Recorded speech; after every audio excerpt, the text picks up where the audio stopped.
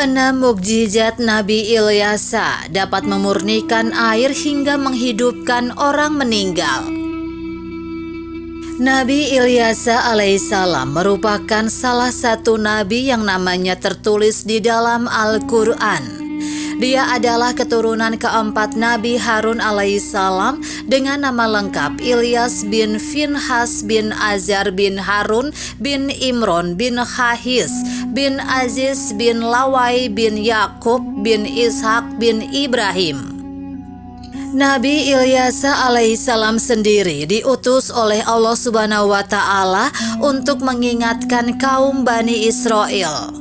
Mereka merupakan kaum pembangkang dan penyembah berhala serta mengingkari dan menganggap Allah Ta'ala bukanlah Tuhan. Namun di balik itu semua, Nabi Ilyas alaihissalam memiliki mukjizat yang luar biasa dari Allah Azza wa Jalla. Kelebihan dan anugerah yang dimiliki Nabi Ilyasa sebagai perantara Allah Ta'ala guna menolong dan menyelamatkan umat manusia. Berikut ini deretan mukjizat Nabi Ilyasa alaihissalam yang dianugerahkan langsung oleh Allah Subhanahu wa Ta'ala. 1. Dapat memurnikan sumber air. Dapat memurnikan sumber air menjadi salah satu mukjizat Nabi Ilyasa alaihissalam. Saat itu penduduk Yeriko mengeluh kepada sang nabi bahwa sumber air yang mereka miliki tidak jernih dan terlihat kotor. Sementara warga sangat membutuhkan air tersebut sebagai sumber kehidupannya. Bahkan air berkualitas buruk itu menyebabkan perempuan hamil menjadi keguguran. Kemudian Nabi Ilyasa alaihissalam lantas memurnikan sumber air tersebut dengan melemparkan garam. 2. Mendoakan perempuan menjadi hamil. Suatu hari Nabi Ilyasa alaihissalam pergi ke kota Sunem. Kemudian salah seorang perempuan kaya di sana menjamu Nabi Ilyasa di kediamannya. Beliau pun mengunjungi perempuan tersebut.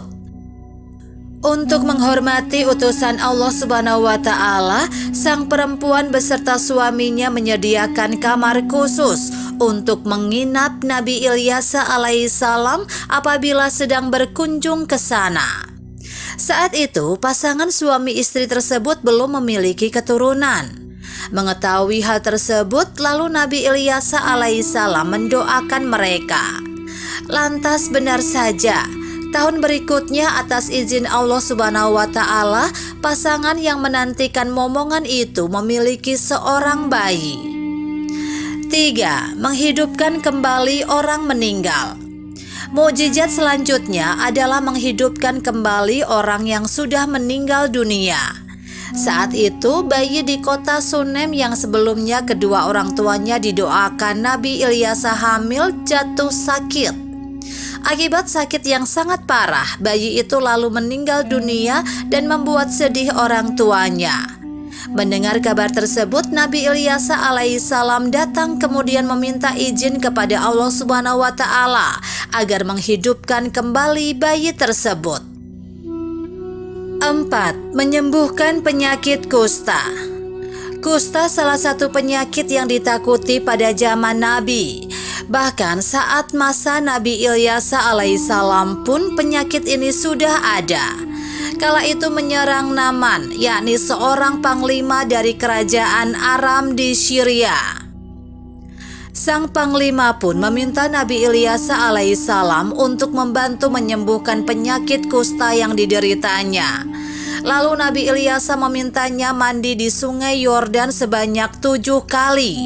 Tidak lama kemudian kusta yang dideritanya sembuh dan dia pun menjadi pengikut sang nabi. 5. Memberkati makanan hingga menjadi melimpah. Mukjizat lainnya yang dimiliki Nabi Ilyasa alaihissalam adalah memberkati makanan sehingga menjadi melimpah. Makanan berlimpah itu untuk menolong dan dibagikan kepada orang-orang yang sedang kesulitan. Dalam sebuah kisah diceritakan, seorang janda tengah terlilit utang dan anak-anaknya akan dijadikan budak apabila tidak melunasinya. Saat itu janda tersebut hanya memiliki minyak zaitun dalam botol kecil. Kemudian Nabi Ilyasa alaihissalam memerintahkan janda itu untuk pergi meminjam botol-botol kosong, yakni untuk diisi minyak zaitun dari botol kecil milik sang janda.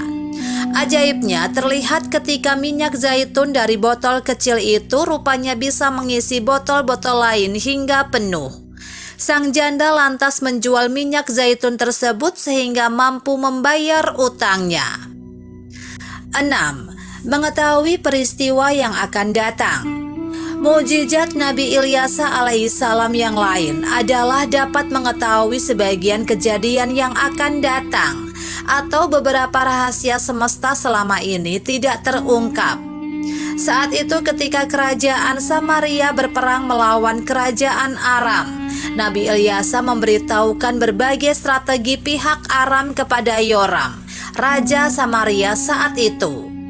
Kemudian pihak Aram mengutus kelompok prajurit untuk menangkap Nabi Ilyasa alaihissalam. Akan tetapi mereka semua menjadi buta. Nabi Ilyasa lantas menuntun mereka ke ibu kota Samaria. Mulanya Yoram hendak membunuh mereka, tetapi akhirnya dia menjamu dan kemudian memulangkan mereka karena nasihat Nabi Ilyasa alaihissalam. Wallahu a'lam bishawab.